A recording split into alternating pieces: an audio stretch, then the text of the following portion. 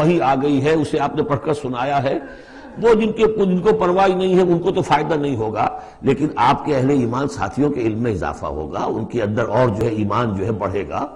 سَيَذَّكَّرُ مَن يَخْشَىٰ وَيَتَجَنَّبُهَا الْأَشْقَىٰ، البتہ جو شقی ہے، بدبخت ہے، وہ اس سے اپنا پہلو کترا جائے گا، وہ پہلو موڑ لے گا۔ الَّذِي يَصْلَى النَّارَ الْكُبْرَىٰ، جس کا انجام پھر یہ ہونا ہے کہ وہ بڑی آگ میں جھونکا جائے گا، داخل ہوگا بڑی آگ میں۔ ثم لا يموت فيها ولا يحيا، پھر نہ اس میں وہ مرے گا اور نہ زندہ رہے گا، نہ زندوں میں نہ مردوں میں۔ لا تبقي ولا تذر، سورہ مدثر میں جو آیت آئی تھی، ثم لا يموت فيها ولا يحيا، پھر نہ اس میں اس کو موت آئے گی، نہ وہ زندوں میں ہوگا نہ مردوں میں۔ قد افلح من تزکا، یقیناً کامیاب ہو گیا وہ، یہ مضمون بھی آگے اب پھیلے گا اور بڑھے گا، ترقی کرے گا۔ قد افلح من تزکا، بے شک کامیاب ہوا وہ کہ جس نے تزکیہ حاصل کر لیا، اپنے آپ کو پاک کر لیا۔ یعنی انسانی روح جو ہے وہ اس جسم میں جب قید کی گئی ہے، بنایا گیا بہت بلند، لقد خلقنا الانسان فی احسن تقویم، پھر ڈالا ہے اس میں، اس حیوانی جسد کے اندر، ثم رددناہ اسفل سافلین۔ اب یہ کہ یہاں سے وہ چڑھائی چڑھنی پڑے گی، یہاں سے اوپر اٹھنا ہوگا، آپ کو محنت کرنی ہوگی، ہر انسان کو تزکیہ کرنا ہوگا، فلاح حاصل کرنے کے لیے کچھ اپنے جذبات کو کنٹرول کرنا ہوگا، کچھ اپنی شہوات کو دبانا ہوگا، اپنے نفس کا ضبط نفس کا سامان کرنا ہوگا، کچھ اپنی روح کی تقویت کا سامان کرنا ہوگا، جیسے کہ یہ دو طرفہ پروگرام رمضان کا ہے کہ دن میں روزہ رکھو اور اس جو حیوانی وجود ہے اسے ذرا کمزور کرو، تھوڑا سا مزمحل کرو، تاکہ اس کا دباؤ جو ہے اس روح ربانی کے اوپر، اس بدن میں کچھ کمی آئے۔ رات کو کھڑے ہو جاؤ اور اس روح کے اندر آبیاری، اس کے اوپر قرآن کے انوار کی بارش کرو، اس سے یہ کہ یہ روح تازہ ہوگی، زندہ ہوگی، اپنے رب کی طرف متوجہ ہوگی۔ یہ ہے عمل تزکا۔ قد افلح من تزکا وذکر اسم ربہ فصلی، اور اس نے دیا نام، اپنے رب کے نام کا ذکر کیا اور پھر نماز پڑھی۔ تو اس میں یہ کہ یہی شکل ہو چکی ہے جمعے کے اندر۔ پہلے جو ہے تذکیر کے لیے خطبہ ہوتا ہے، خطبہ جو تذکیر کے لیے ہے۔ چنانچہ جو حدیث ہے مسلم شریف میں، حضور کا معمول کیا تھا جمعے کے لیے، وہ جب ہم سورہ جمعہ پڑھ رہے تھے یہ باتیں اس وقت بیان کرنے کی تھی، لیکن یہ کہ وہ ہر روز کا جو ایک نصاب ہم بنا لیتے ہیں، وہ بڑی بڑی اہم چیزیں بھی بعض اوقات رہ جاتی ہیں۔ حضور کا معمول کیا تھا؟ کان للنبی صلی اللہ علیہ وسلم خطبتان یجلس بینہما یقرأ آیات القرآن ویذکر الناس۔ حضور کے دو خطبے ہوتے تھے، اس کے درمیان آپ بیٹھتے بھی تھے تھوڑی دیر کے لیے، حالانکہ خطبے آپ کے ہوتے تھے بہت ہی مختصر، کوئی تھکان کی وجہ سے نہیں آپ بیٹھتے تھے۔ میرے نزدیک یہ کہ جو 2 رکعتیں ہیں ظہر کی، اس کے قائم مقام ہے یہ 2 خطبے۔ ظہر کی 4 رکعتیں ہیں فرض، اور جمعے کی رہ گئی 2، تو 2 رکعتوں کے قائم مقام یہ 2 خطبے ہیں۔ اس کو ظاہر کرنے کے لیے حضور وقفہ ڈال کر اور ان کو 2 خطبے بناتے تھے۔ لیکن اس خطبے میں کرتے کیا تھے؟ یقرأ آیات من القرآن، قرآن مجید کی آیات پڑھ کے سناتے تھے، ویذکر الناس، لوگوں کو یاد دہانی کراتے تھے۔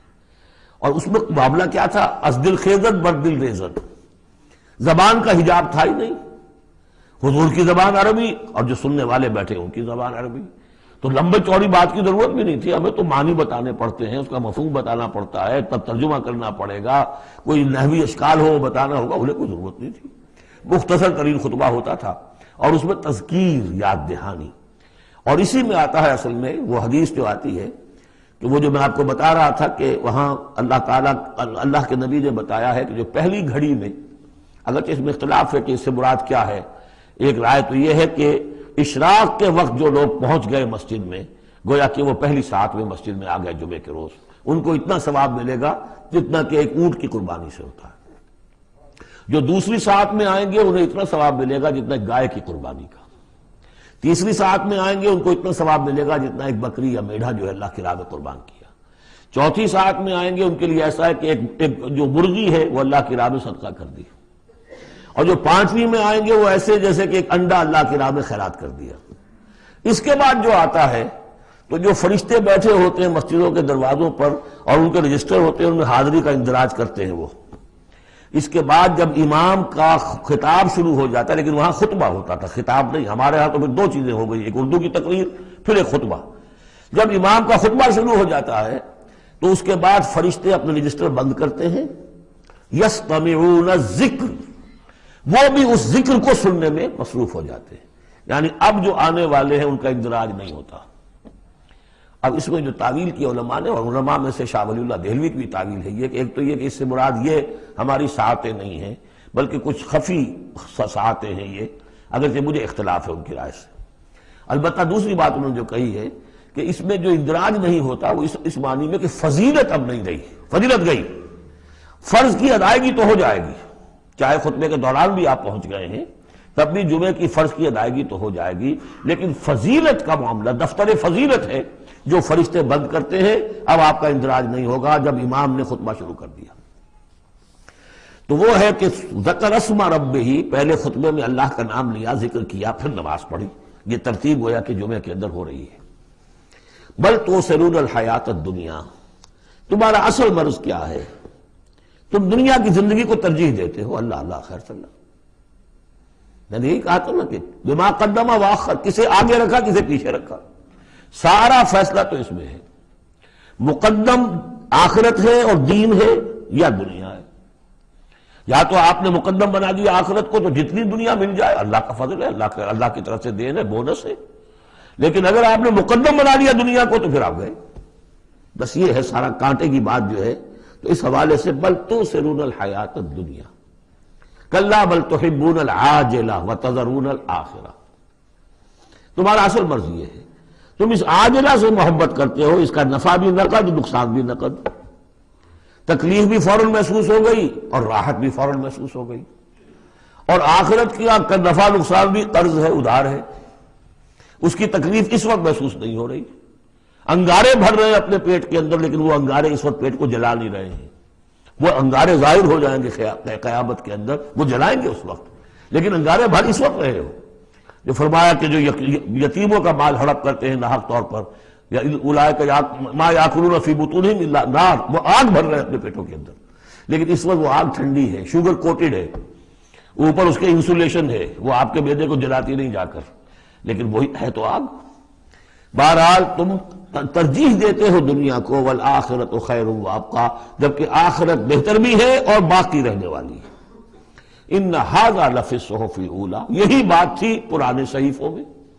اصل میں یوں سمجھیے کہ جو کانٹے کی بات ہے وہ یہ ہے، جو اصل شے ہے ہدایت اور ضلالت کی جو بات ہے، راز وہ یہ ہے کس کو مقدم کس کو مؤخر، دنیا یا آخرت.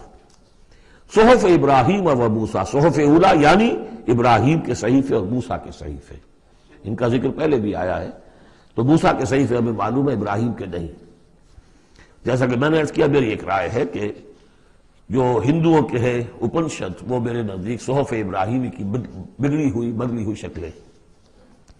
سورۃ الغاشیہ، بسم اللہ الرحمن الرحیم. هل اتاک حدیث الغاشیہ، کیا پہنچ چکی ہے تمہارے پاس اس ڈھانپ لینے والے کی خبر؟ وہ جب آئے گی قیامت ڈھانپ لے گی. وجوہ یومئذ خاشعہ، یہ مضمون دیکھیے سورہ قیامہ میں بھی آیا تھا. وجوہ یومئذ ناظرۃ الی ربہا ناظرہ ووجوہ یومئذ باسرۃ تظن ان یفعل بہا فاقرہ.